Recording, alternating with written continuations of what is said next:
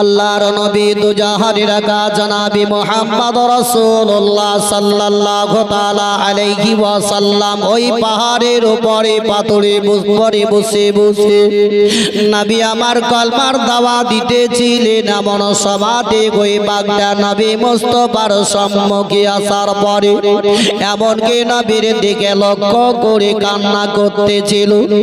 দয়ার নবী মুস্তাফার নিকট থেকে ওই বাগদা চট করে উঠে বাবা জঙ্গলের দিকে রওনা হয়ে গেল।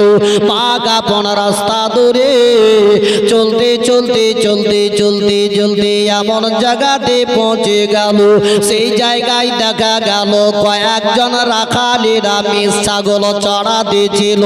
ওই রাখালদের কাছে বাঘ আপন চুপ করে দাঁড়িয়ে গেল। বাঘের দুই চোখ দিয়ে পানি পড়তেছিল। আল্লাহর নবী দয়ার মুস্তাফার দিকে লক্ষ্য করে বাঘ তার জবানি সমস্ত রাখালদেরকে বলতে লেগে গেল, ওরে রাখালেরা, তোদের আজকে এত ভাগ্যটা ভালো, তোদের নসিব এত ভালো, কেননা আজকে বিশ্বের নবী তোমাদের নিকটে এসেছে। একবার নবী মুস্তাফার দ্বারে নবী মুস্তাফার নিকটে চলে যা আর নবীর কাছে গিয়ে কলমাটা একবার পড়ে নে। কিন্তু বাঘের কথার আওয়াজটা যেমনি শুনতে পেয়ে গেল, সমস্ত রাখালিরা ওই সমাধি আপন বলতে লেগে গেল, ওরে বাঘ শুনো রে, তুমি হচ্ছ একটা জঙ্গলের পশু, তবে আমাদের ছাগল গোলাকে খাবার জন্য তুমি যুক্তি পরামর্শ করে জঙ্গল থেকে একা একা এসে আমাদেরকে এইভাবে আওয়াজ দিতেছ, তবে তোমার কথাটা বিশ্বাস করা যাবে না। এহানো বাঘ বাবা ওই জমিনের মধ্যে থাবা মেরে বসে গেল। বাঘের দুই চোখের পানি ঝরঝর করে ঝরে যায়। বাঘ দ্বিতীয়বারে বলে, ওরে রাখালেরা শুনে নাও, শুনে নাও, আমি জঙ্গলের পশু বাঘ হতে পারি, তবে আজকে তোমাদেরকে আমি মিথ্যা কথা বলে নাই রে। যদি দয়ার নবী আমার চলে যান, তবে কোনোদিন তোমাদের সঙ্গে আজ দুনিয়াতে তোকে কিয়ামত পর্যন্ত তোমাদের সঙ্গে আর দেখা হবে না। তবে একবার নবী মুস্তাফার নিকটে চলে যাও। ওই রাখালেরা দ্বিতীয়বার শোনার পরে এমনকি বাঘ থেকে জঙ্গলে যেই ছাগল মেষগুলা নিয়ে গেছিল, সমস্ত মেষ ছাগল গুলা জমিনের মধ্যে আর মুখ লাগাই না, আসমানের দিকে মুখটা ছেড়ে সমস্ত ছাগল গোলা তাকে আকাশের দিকে থেকে গেল। এমনকি তাদের ছাগল মেষের চোখ দিয়ে পানি পড়তে লেগে গেল। ওই সমাতে বাঘ বলে, ওরে রাখালে রে, তোদের মেষ আমি একটাও খাবো না, তোদের ছাগল একটাও আমি ধরবো না, তবে তোমাদের ছাগল গোলা একটা একটা করে গেন্টি করে আমার সম্মুখে রেখে দাও। আমি তোমাদের ছাগল গোলাকে নিয়ে বসে থাকবো যতক্ষণ পর্যন্ত নবী মুস্তাফার নিকট থেকে না আসবে। জোরে বলুন।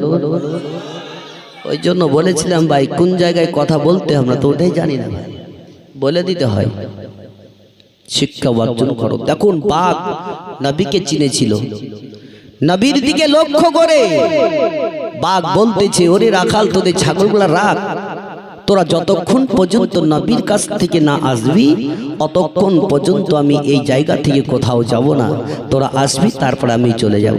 যে নবীকে একবার দেখে নিল সে নবীর প্রতি মহব্বত আশিকে পড়ে গেল। জোরে বলুন।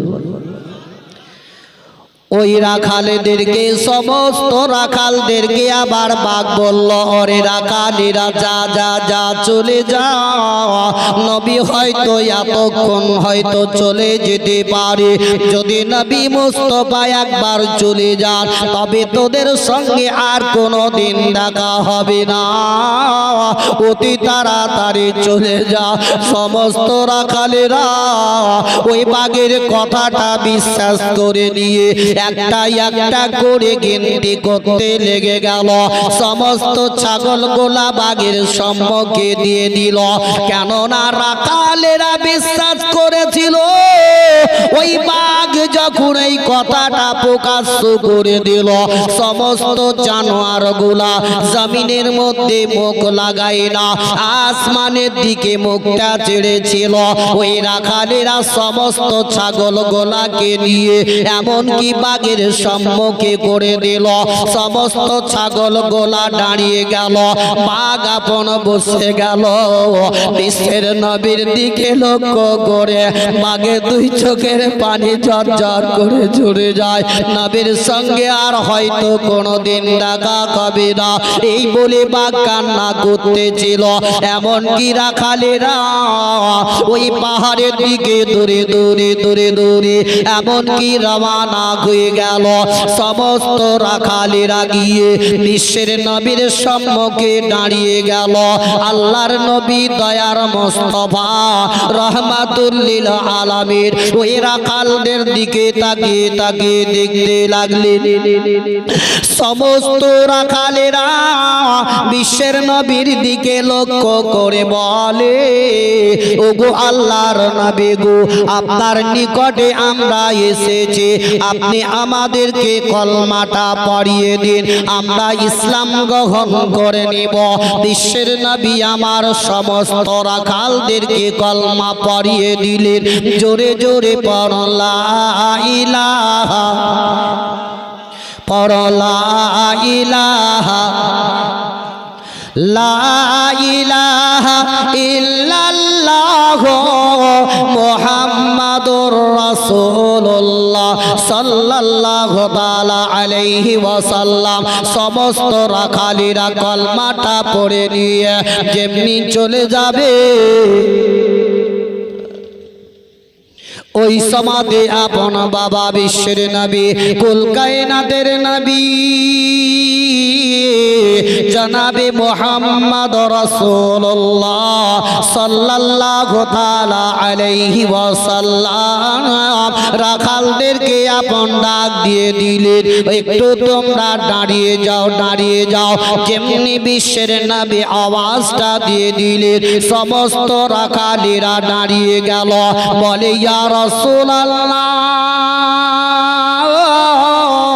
ইয়া হাবিবাল্লাহ, নবী গো, কেন আপনি আমাদেরকে ডাক করেছেন বলো না কেন?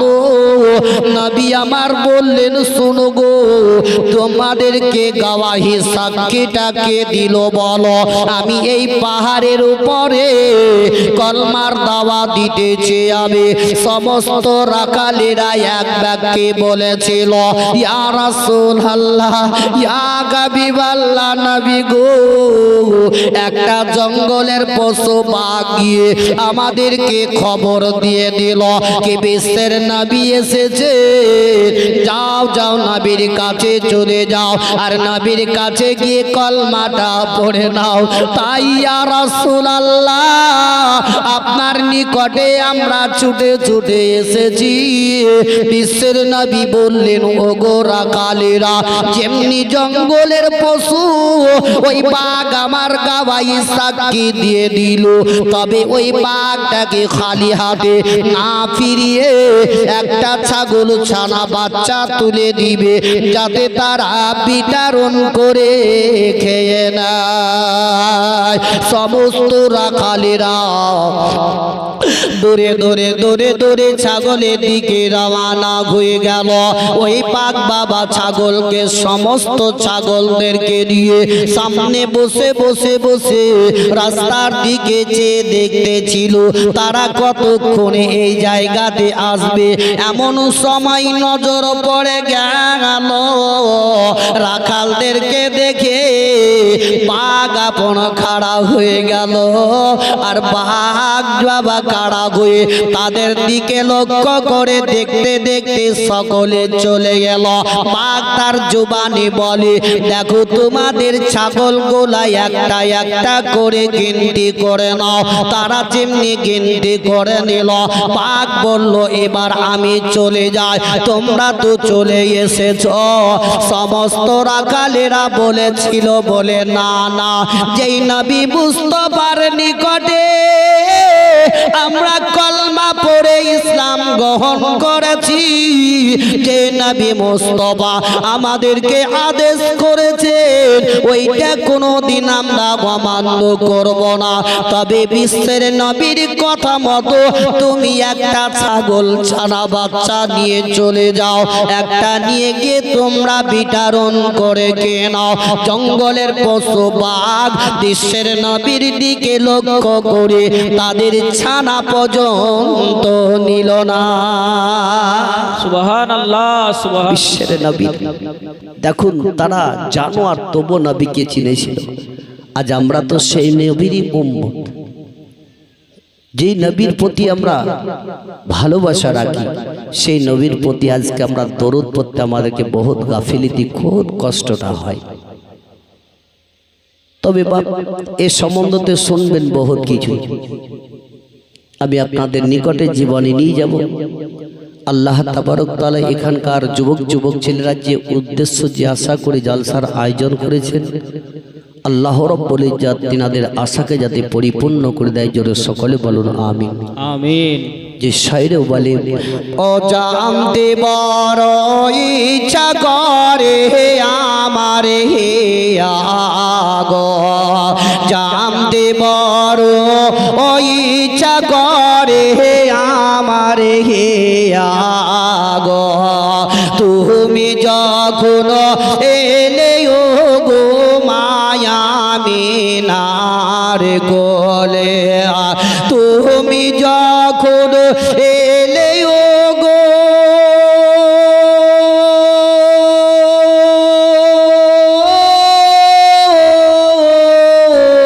মায়ামিনার কোলে, তুমি যখন এলে ও গো মায়ামিনার কোলে, সাজদা যত রাত ছিল না বিহাদিসে বলে, সাজদায় যত রাত ছিল না বিহাদিসে বলে, জানতে বড় ওই ইচ্ছা করে আমার হে আগো, আরাম করছো ও নবী তুমি সোনার মদিনায়, আরাম করছো নবী তুমি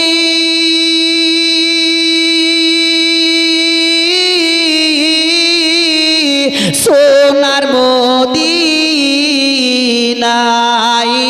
আরাম করছো ও নবী তুমি সোনার মদিনায়,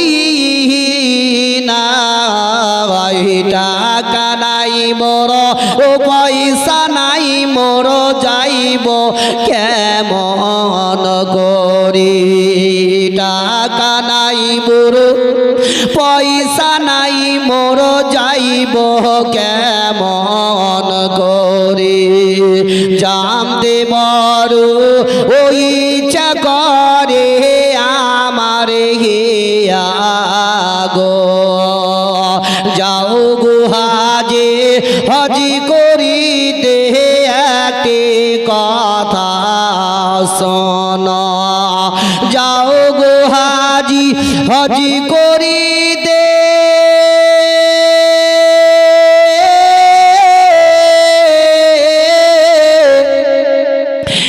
একটি কথা শোনো,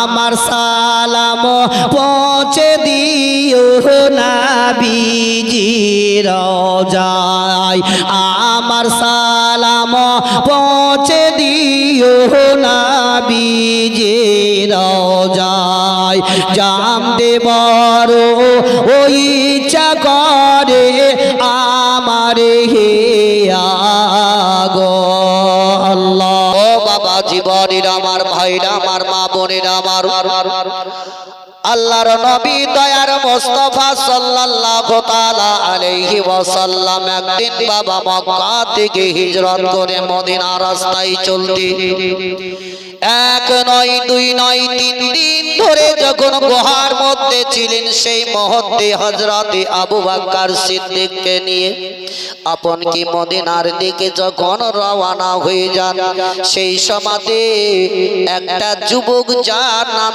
ছিল আমিরে বিন ফুয়ারা, একটু বেশ দাও টনটা বেশি আছে, ওই আমিরে বিন ফুয়ারাকে হযরতে আবু বকর সিদ্দিক বললেন, ওগো আমিরে বিন ফুয়ারা, তুমি আজকে বিশ্বের নবীর সঙ্গে সওয়ার হয়ে যাও।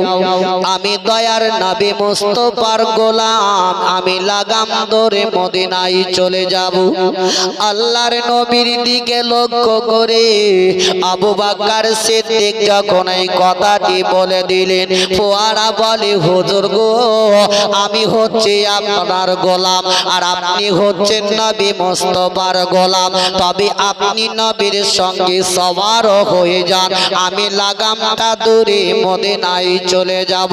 কেননা এই জঙ্গলে রাস্তার পাহাড়ে কাটার সমস্ত সব কিছু আমার জানা আছে, যেহেতু আমি পাহাড়ে পাহাড়ে ছাগল চড়াই, যেহেতু আমি পাহাড়ে পাহাড়ে ওই মেষ চড়িয়ে আমার রাস্তাটা জানা আছে, আপনার জানা নাই। হযরতে আবু বকর সিদ্দিক রাদিয়াল্লাহু তাআলা আনহু বিশ্বের নবীর সঙ্গে যখন সওয়ার হয়ে গেলেন, এদিকে আপন বাপজিরা ভাইরা আমার, আবু বকর সিদ্দিক সওয়ার হলেন, আমিরে বিন ফুয়ারা লাগামটা ধরে মদিনার রাস্তায় চলতে আরম্ভ করে দিলেন।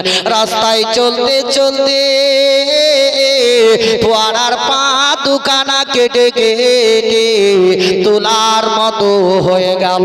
হযরতে আমি আবু বকর সিদ্দিক নবী মুস্তাফার সঙ্গে সওয়ার হয়ে আছে, এমন সময়তে নবী মুস্তাফা আমার বললেন, ওগো ফুয়ারা, একটু দাঁড়িয়ে যাও, এই জায়গাতে আমরা নামাজটা আদায় করে নি, তারপরে আমরা মদিনার দিকে চলে যাব।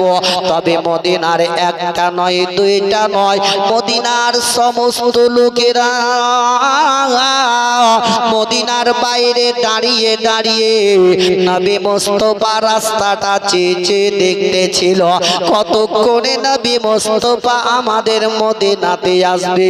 ও আমার ভাইরা বাপজিরা মা বোনেরা আমার, ফুয়ারাকে যেমনি নবী আমার বলে দিলেন, ওই সমাধি ফুয়ারা দাঁড়িয়ে গেলে ফুয়ারার দুই চোখ দিয়ে পানি পড়তেছিল। নবী আমার বললেন, ওগো ফুয়ারা, কেন তুমি এইভাবে কান্না করো? নবী আমার বললেন, ফুয়ারা কেঁদো না কেঁদো না, এসো আমাদের সঙ্গে জামাতে খাড়ো হয়ে যাও, জামাত করে নামাজটা আদায় করে নি। ফুয়ারা আরো জোর কেঁদে কেঁদে বলে, ইয়া রাসূলুল্লাহ, ইয়া হাবিবাল্লাহ, নবী গো, আমার ক্ষমতা হয় না আপনার সঙ্গে দাঁড়িয়ে দাঁড়িয়ে আমি নামাজটা পড়ে নেব। দয়ার নবীজি ফুয়ারাকে বললেন, ফুয়ারা, কেন তুমি দাঁড়িয়ে নামাজ পড়তে পারবে না বলো? বলে, ইয়া রাসূলুল্লাহ, ইয়া হাবিবাল্লাহ, নবী গো, যখন আমি সেই জায়গা থেকে নিয়ে এখন পর্যন্ত আপনার নিয়ে হাঁটতে হাঁটতে চলে আসতেছি ইয়া রাসূলুল্লাহ। আমার পা দুখানা তুলার মতো কেটে কেটে কেটে কেটে কেটে গেছে, রক্ত গড়ে গড়ে যায়।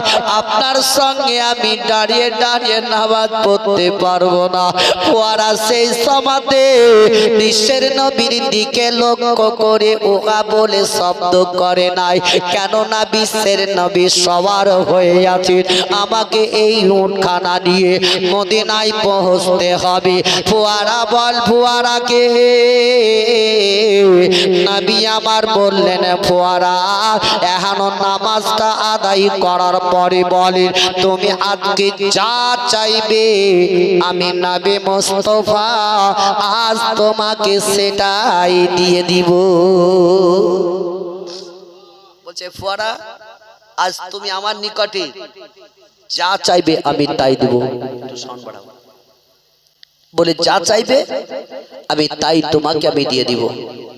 ফুয়ারা মনে মনে চিন্তা করলেন, আল্লাহ গো, পৃথিবীর দুনিয়াতে আমার মা নাই, বহুত দিন আগে মারা গেছে। মাকে আমার খুব মনে পড়ে যায়। যখন রাস্তাঘাটে কোনো ছেলেরা কোনো লোক যখন মা বলে ডাকে, তখন ওই সময়তেই আমার মায়ের চেহারাটা আমার চোখের সামনে ভেসে উঠে। জোরে বলো দয়ার মুস্তাফা সাল্লাল্লাহু তাআলা আলাইহি ওয়াসাল্লামের নিকটে ফুয়ারা বলতে লাগলো, ইয়া রাসূলুল্লাহ, ইয়া হাবিবাল্লাহ, নবী গো, আমার বহুত দিন আগে মা মারা গেছে, আমার দুনিয়াতে মা নাই।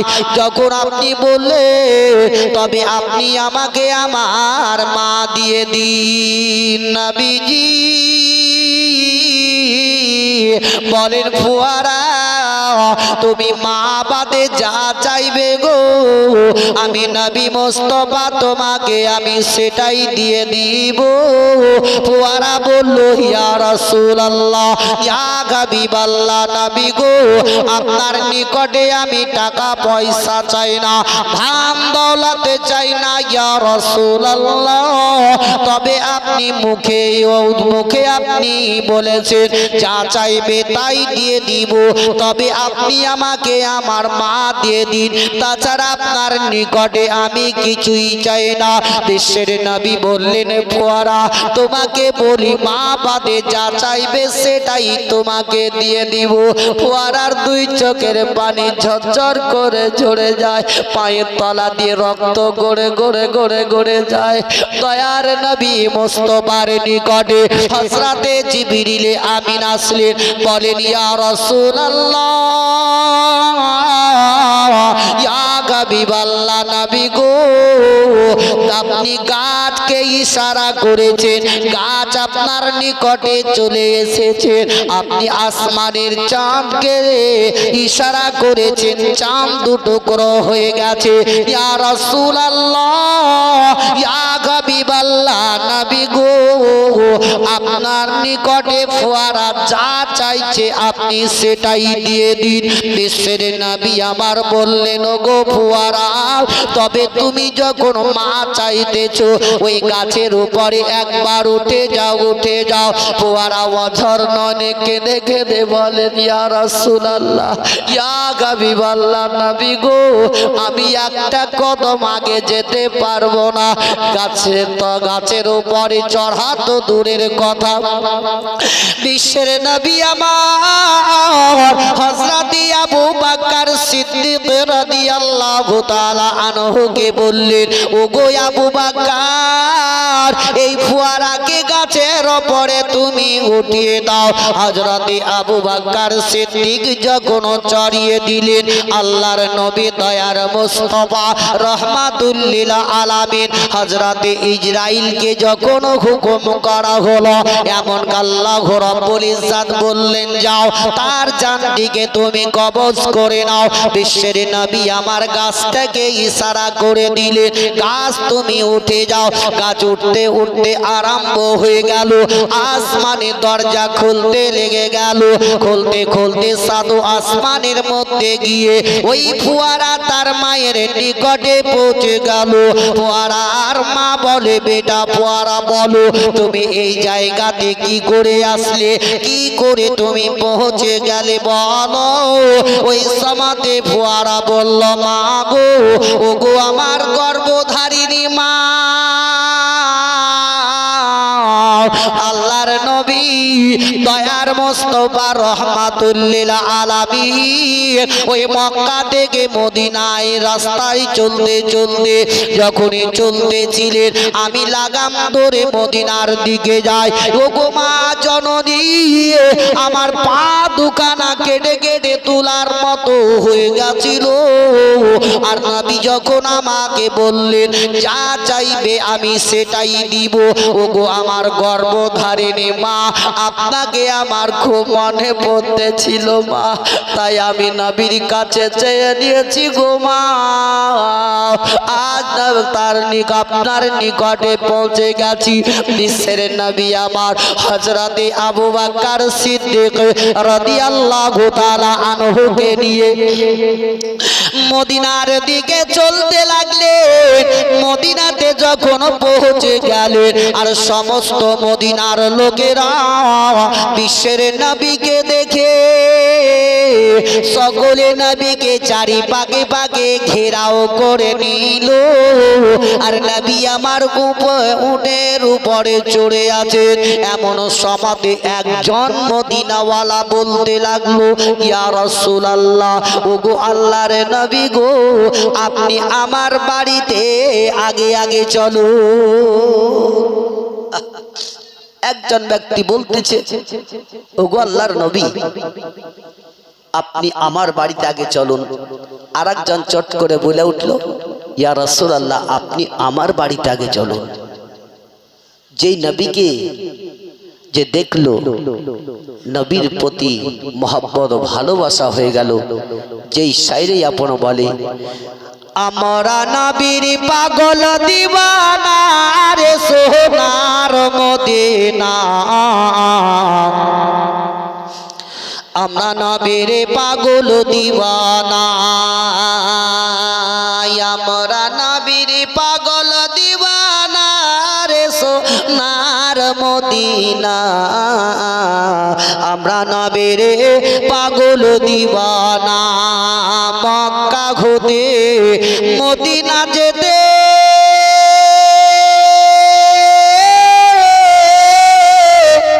আরে বিচিখানে এক গর্ত পরে, মক্কা হতে মদিনা যেতে 13 বাজে 13 কদমে চলে নবী কাফেরদের যন্ত্রণায় রে সোনার মদিনা, আমরা নবীর পাগল দিওয়ানা, আমরা নবীর পাগল দিওয়ানা রে সোনার মদিনা, আমরা নবীর পাগল দিওয়ানা। সেথায় মাকড় সাথে জাল বুনিল, আরে কাবুতরে ডিম পাড়িল। সেটাই মাকড় সাথে জাল বুনিল, কবুতরে ডিম পাড়িল। ইশকের দিওয়ানা রে সোনার মদিনা, আমরা নবীর পাগল দিওয়ানা, আমরা নবীর পাগল দিওয়ানা রে সোনার মদিনা, আমরা নবীর পাগল দিওয়ানা। আল্লাহুম্মা আলা সাইয়্যিদিনা মাওলানা মুহাম্মদ ওয়া আলা আলি সাইয়্যিদিনা মাওলানা মুহাম্মদ সাল্লাল্লাহু তাআলা আলাইহি ওয়াসাল্লাম। ও বাবা জীবনের আমার ভাইরা আমার মা বোনেরা আমার, বিশ্বের নবী মুস্তাফা আমার ওটের উপরে চড়ে আছে। আর একজন ব্যক্তি বলে উঠল, ইয়া রাসূলুল্লাহ, আপনি আমার বাড়িতে আগে চলো। দয়ার নবী মুস্তাফা সমস্ত মদিনার লোকদেরকে বলেছিলেন, ও মদিনার লোকেরা, তবে আমি একটা কথা তোমাদেরকে বলবো, তবে তোমরা কি মেনে নিবে বলো?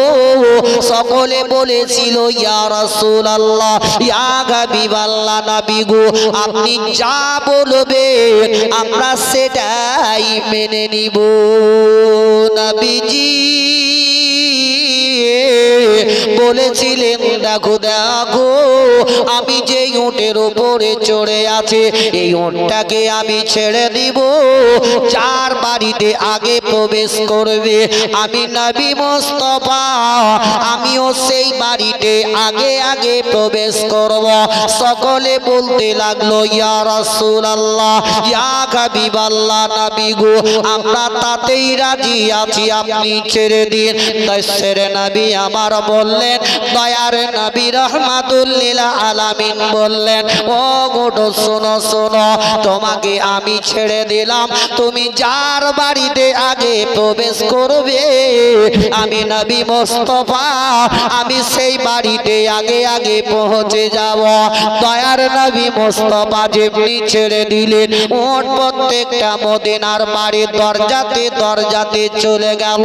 ওট কাউরির বাড়িতে বসলো না, কাউরির বাড়ির ভেতরেও গেল না। ওই উটখানা বাবা টুক টুক টুক টুক টুক টুক টুক টুক করে একটি ফাঁকা ময়দানে গিয়ে থাবা মেরে বসে গেল। আর ওটের দুই চোখ দিয়ে পানি পড়তে লেগে গেল।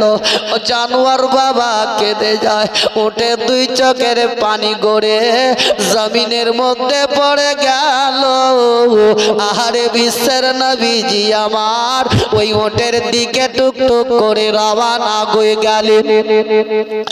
দয়ার নবী মুস্তাফা আমার ওই উটের সম্মুখে যাওয়ার পরে উটের মুখটাকে ধরে বিশ্বের নবী আমার বললেন, ও উট বলো, আমি তোমাকে পাঠিয়ে দিয়েছিলাম, তুমি যার বাড়িতে আগে প্রবেশ করবে গো আমি নবী মুস্তাফা আমিও সেই বাড়িতেই আগে পৌঁছে যাব। উটের জবান খুলে গেল, ও তার জবানে জবানে বিশ্বের নবীকে বলে, ইয়া রাসূলুল্লাহ, ইয়া হাবিবাল্লাহ, নবী গো, আমি যদি এই বাড়িতে আগে প্রবেশ করতাম আপনিও সেই বাড়িতে আগে চলে যেতেন, তবে বা তার পার্শ্ববর্তী বাড়ির লোকটার মনে বড় দুঃখ হয়ে যাবে। তার দিকে লক্ষ্য করে আমি কাউরির মনে দুঃখ দিব না বলে কাউরির বাড়িতে প্রবেশ করিনি গো, আমি এই ফাঁকা জায়গাতে বসে গেছি। দয়ার নবী মুস্তাফা আমার রহমাতুল লিল আলামিন মদিনার লোকদেরকে বলেছিলেন, ও মদিনার লোকেরা বলো, এই ফাঁকা জায়গাটা কার তোমরা বলতে পারো?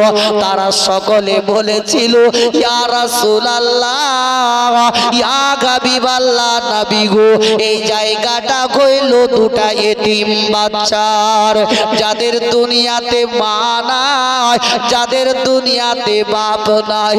ইয়া রাসূলুল্লাহ, এখনো বর্তমানে ওই বাচ্চা দুটো এই জায়গার মালিক। দেশের নবী রহমাতুল লিল আলামিন বললেন, যাও বাচ্চা দুটোকে আমার নিকটে একটু দেখে দাও। ওই বাচ্চা দুটোকে যখনই ডাক দেওয়া হয়ে গেল, বাচ্চা দুটো কাঁদতে কাঁদতে কাঁদতে বিশ্বের নবীর সম্মুখে হাজির হয়ে গেল। দয়ার নবীজি আবার ওই বাচ্চা দুটোকে ধরে তাদের দিকে তাকে তাকে দেখতে লাগলেন। নবী দুই চোখের কোণা দিয়ে পানি পড়ে গেল। যেহেতু নবীজি আমার বাবা খারা মা খারা, দয়ার নবী মুস্তাফা আমার ওই বাচ্চা এতিমের দিকে তাকালেন, তাদেরও দুনিয়াতে বাপ নাই মা নাই। নবী আমার বললেন, ও বাচ্চারা বলো এই জায়গাটা কার, বলো বলো। তারা বলল, ইয়া রাসূলুল্লাহ, ইয়া হাবিবাল্লাহ, নবী গো এই জায়গাটা হলো বর্তমানে আমরাই মালিক, আমাদের দুনিয়াতে বাপ নাই মা নাই, ছোট ছোট রেখে আমার বাপ মা ইন্তেকাল করে চলে গেছে, তবে বর্তমানে এই জায়গার মালিক আমরা।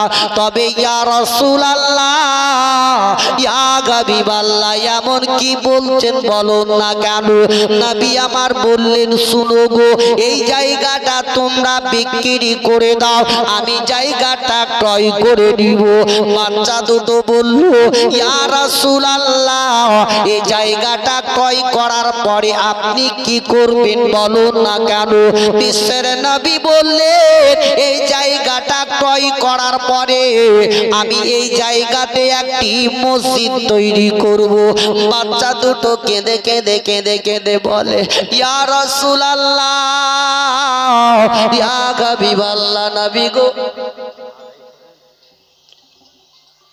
ইয়া রাসূলুল্লাহ, ইয়া হাবিবাল্লাহ, নবী গো, তবে এই জায়গাটা হচ্ছে আমাদের, আমরা এই জায়গার মালিক। ইয়া রাসূলুল্লাহ, তবে আপনি যখন মসজিদ তৈরি করব বলতে চাইছেন, তবে এই জায়গাটার দাম আমরা নিব না, আপনি এই জায়গাতে মসজিদ তৈরি করুন। কেননা এই জায়গায় যদি মসজিদ তৈরি করেন, তবে এই মসজিদটা যতদিন ধরে আবাদ থাকবে ততদিন ধরে আমার মা এবং বাপ ওই নেকি পেতেই থাকবে।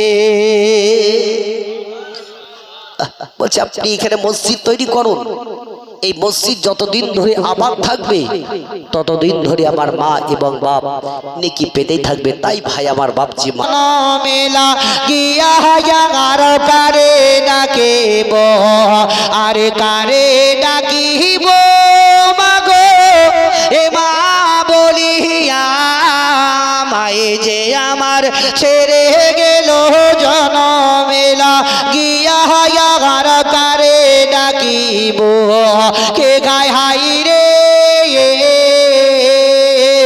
কি দেতা পাইয়া আমায় যে আমায় ছেড়ে গেল, একবারে নাম খুলিয়া আমারে বলিল, মনের কথা মনে রেখে ও রাখিল যে চাপায়া, কারে ডাকিব, আরে কারে ডাকিব মাগো, এ মা বলিয়া মাই যে আমার ছেড়ে গেল জনমে লাগিয়া, কারে ডাকিব, কে খায় হাই রে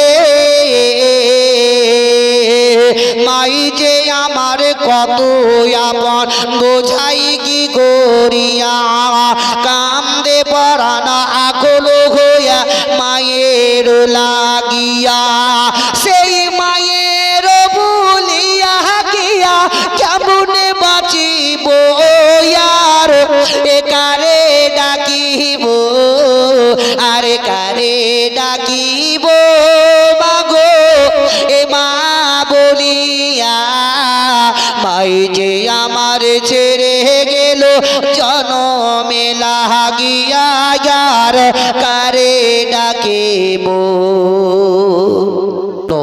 সেই সওয়ালি আপন ছট করে আল্লাহর দরবারে হাত তুলে দোয়া করতে লেগে গেল, বলে আল্লাহ গো, ও গো পাক পারওয়ার দিগারে আলাম, ওই মেয়েটি আমাকে 2টি রুটি দান করেছে, আল্লাহ গো, এখনো এই মেয়েটি যদি কোনোদিন বিপদের মধ্যে পড়ে যায়, তবে দানের ওয়াসিলাতে আল্লাহ তাকে তুমি রক্ষা করিও।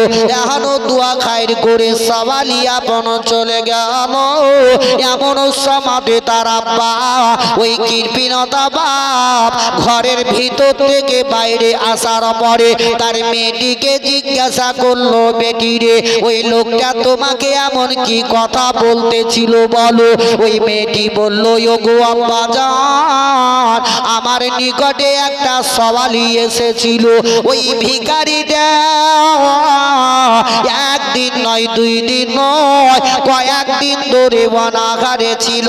তাই আমার নিকটে যখন খাবার খাদ্য চাইল গো, তবে আব্বা গো তুমি আমাকে 2টা রুটি খাবার জন্য দিয়েছিলে।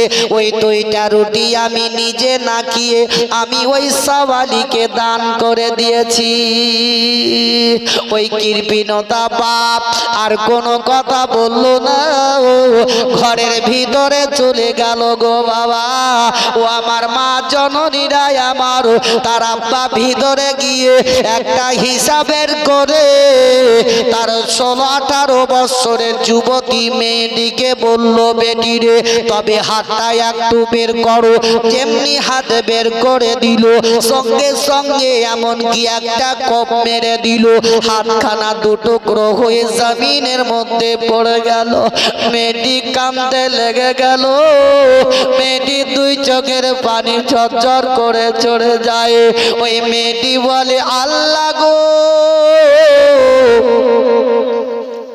এটাই কি তুমি আমার ভাগ্যে লিখেছিলে গো আল্লাহ। দানের ওসিলা দে, দান করার অতি ফলে আব্বা আমার হাতটা কেটে নিল। ও গো আল্লাহ গো এটাই তুমি আমার ভাগ্যে নসিবে দিয়েছিলে। ওই মেয়েটি বলে, ও গো আল্লাহ, ও গো পাকবারওয়ার দিগারে আলাম, তবে আমি এই বাড়িতে আর বসবাস করব না। আমার চোখ দুটো যেদিকে যাবে এবার সেদিকে আমি রওনা হয়ে যাব। এই কথাবার্তা বলে মেয়েটি একটি চাদরে ওই হাতখানাকে ঢেকে দিয়ে রাস্তা ধরে চলতে আরম্ভ করে দিল। মেয়েটি রাস্তা ধরে টুকটুক টুকটুক করে চলে যায়। বহু দূর যাওয়ার পর একটি গাছের তলাতে মেয়েটি বসে গেল। অঝন্য অনেক কাঁদে আর আল্লাহকে বলে, আল্লাহ এটাই তুমি ভাগ্যে নসিবে দিয়েছিলে, কে ভিখারিকে রুটি দান করার অতি ফলে আমার আব্বা হাতটা কেটে নিল। এই বলে কান্না করে। কিন্তু মেয়েটির চেহারা আল্লাহ খুব সুন্দর চেহারা দিয়েছিল। ওই রাস্তা দিয়ে একটা লোক চলতেছিল। ওই লোকটা মেয়েটিকে দেখে আপন চুপ করে দাঁড়িয়ে গেল। লোকটা বলছে, মা তুমি এইভাবে গাছের তলায় একাই একাই বসে বসে কাঁদো কেন? যেহেতু আশপাশের দিকে তো কোনো লোক দেখতে পাই না, এমন কি হয়েছে তোমার বলো? ওই সমাধে ওই মেয়েটি বাবা কোনো কথাবার্তা বলল না। দ্বিতীয়বারে জিজ্ঞাসা করলো, তবু আপন মেয়েটি বলল না। তৃতীয়বারে ওই লোকটা বলল, তবে একটি কথা আমি তোমাকে বলবো, বলো। জননীর আমার, তাদের দুজনার যখন বিবাহ দেওয়া হয়ে গেল, প্লেটের মধ্যে কিছু খাবার নিয়ে তাদের দুজনার সামনে রেখে দেওয়া হলো। আর ওই ছেলেটি তার বিবির মুখে খাবার দিতে গেল। মেয়েটি মুখটা বন্ধ করে অঝর নয়নে কান্না করে, 2 চোখের পানি ঝরঝর করে ঝরে যায়। তার স্বামী বলল, বিবি রে আজ থেকে তুমি হচ্ছ আমার বিবি আর আমি হচ্ছি তোমার স্বামী। যদি কোনো কিছু মনের মধ্যে তোমার দুঃখ থাকে একবার তুমি আমার প্রকাশ্য করে বলো, আমি যদি পারি তবে তোমার সেটা রক্ষা করে দিব। মেয়েটি তবুও কোনো কথাবার্তা বলে না, মনে মনে বলে, আল্লাহ গো এখন আমি বামা হাতে আমার স্বামীকে কি করে খাবার খাইয়ে দিব? আল্লাহ গো ওই মিসকিনকে রুটি দান করার অতি ফলে আমার আব্বা ডান হাত কানা কেটে নিল। এখন সমাধে গাইবি আওয়াজ এলো, বলে বাঁধে আর কেঁদো না কেঁদো না, একবার চোখের পানি বন্ধ করো, তবে তুমি ওই কাপড়ের ভিতর থেকে বিসমিল্লাহ বলে হাত কানা বের করো। আমি আল্লাহ আগেকার মতো পুনরায় হাত দিয়ে দিব। দেখছেন এইটুকু করে দু চারটার বাদ বাকি সব চুপচাপ, জোরে বলুন। মনে হচ্ছে টাকা লেগে গেল মনে হয় নাকি? যাক, আপনার মন চাই দিবেন আপনাদের ঘরে, আপনি কোনো মৌলবীকে দিবেন না, দিবেন আল্লাহর ওয়াস্তে, আল্লাহর ঘর মসজিদেই দিবেন। তবে হেন মেয়েটি বিসমিল্লাহ বলে যখন কাপড়ের ভিতর থেকে হাতখানা বের করলো, আল্লাহ তার পুনরায় আগেকার মতো হাত দিয়ে দিল, জোরে বলো সুবহানাল্লাহ। আল্লাহ পারে না? পারে না? আল্লাহ সব পারে। মেয়েটি রুটি দান করেছে, তার ফলেই আবার পুনরায় হাত পেল। মা দরদি জননীর আমার, যদিও নাও দিয়েছেন, আল্লাহর ঘরের দিকে তাকিয়ে মাত্র 100 টাকা দিয়েও দোয়াতে শামিল হয়ে যান, এ দান দানই থেকে যাবে। ওই মেয়েটি ওই বাড়িতে একদিন নয়, 2 দিন নয়, কয়েকদিন ধরে যখন বসবাস করলো, হঠাৎ করে একদিন আবার দরজাতে একজন সওয়ালি এসে হাঁক দিয়ে দিল। তবে তার বাড়িতে একটা লোক কাজকর্ম করত। ওই ব্যক্তিকে বলল, দেখো গো, দরজাতে কোন সওয়ালি এসেছে, কেউ আপন হাঁক দিচ্ছে দেখো। তবে যে ভিখারিটা এসেছে, ওই সওয়ালিটাকে একটি ঘরের মধ্যে আরাম করতে দিয়ে দাও, আমি যত্ন করে তার জন্য খাবার নিয়ে যাব, তাকে আমি মন ভরে খাবার খাইয়ে দিব। এই কথাবার্তা যখন বলা হলো, লোকটিও আপন ভিখারিকে ভিতরে নিয়ে গিয়ে একটি রুমে আরাম করতে দিল। রান্না করে নিয়ে মেয়েটি তার সম্মুখে নিয়ে গেল। খাবারটা যখন দিল, ওই সমাজে লোকটা বাবা অজর নয়নে কান্না করতেছিল। মেয়েটি বলল, গো বাবা, কেঁদো না, কেঁদো না, চোখের পানি একটু বন্ধ করো, কেননা তোমার জন্য আমি জ্বর শান্ত করে খাবার রান্না করেছি, এই খাবারটা তুমি জি ভরে খেয়ে নাও, মন ভরে খাবারটা খেয়ে নাও। এখনো সমাজে ওই সওয়ালিটা বলতে লাগলো, মা রে, তুমি কে মা, একবার বলো, বলো, তোমার আওয়াজটাই আমার জানা জানা লাগে, তোমার আওয়াজটাই আমার শোনা শোনা লাগে, তোমার আওয়াজটাই আমার নিকটবর্তী লাগে রে মা। তবে তোমার ঘোমটাটা একবার খোলো। যেমনি খুলে দিল, তাদের চোখে চোখ যখন পড়ে গেল, ওই সওয়ালিটা আরো জোর কাঁদতে লেগে গেল, হাতখানা চট করে ধরে নিল। ওই সওয়ালিটা বলে, মারে, তোমার যে হাত কাটা ছিল, তবে তোমার পুনরায় হাত হলো কি করে? বলে, বেটি রে, আমি এমন কেউ নয়, আমি যে তোমার হাত কাটনেওয়ালা বাপ, আজকে তোমার দরজার ভিখারি। বলছে, বেটি, আমি তোমার হাত কেটেছিলাম, আর সেই তোমার বাপ আজকে তোমার দরজার ভিখারি, আর তোমার পুনরায় হাত হয়ে গেছে। বলে, আব্বা, আমি যে দান করেছিলাম, দানের ওয়াসিলায় আল্লাহ পুনরায় হাত দিয়েছে, আর তোমার টাকা পয়সা থাকাতে তুমি অহংকারী করেছিলে, গরিব মিসকিন তো দূরের কথা, মসজিদ মাদ্রাসায় কোনদিন দান খায়রাত করনি, ভিক্ষারিতে তেড়ে দিয়েছিলে, তাই আল্লাহ তোমাকে আজকে প্রত্যেকটা লোকের দরজার ভিখারি বানিয়ে দিয়েছে। রেহান আলী 500 টাকা। তবে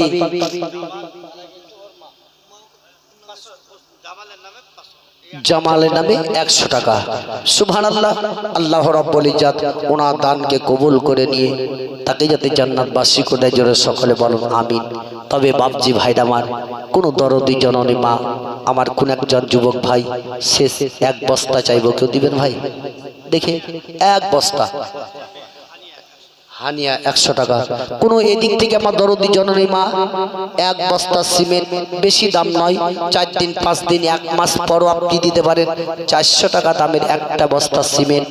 কোন একজন দরদি জননী মা আমার, বুবু আমার, বলতে পারেন, ইনশাআল্লাহ আমি দোয়া করে দিয়ে যাব, শেষ দোয়া করে যাব। এখানে আব্দুর রহিম সাহেব 100 টাকা। সুবহানাল্লাহ। একজন কোন মা যদি দেন, আমি দোয়া, তবে খুব তাড়াতাড়ি বাপজি আমার, দরদি আমার, ছটফট বলবেন। আল্লাহ রাব্বুল ইজ্জত যদি দানকে যাতে কবুল করে নাই, তবে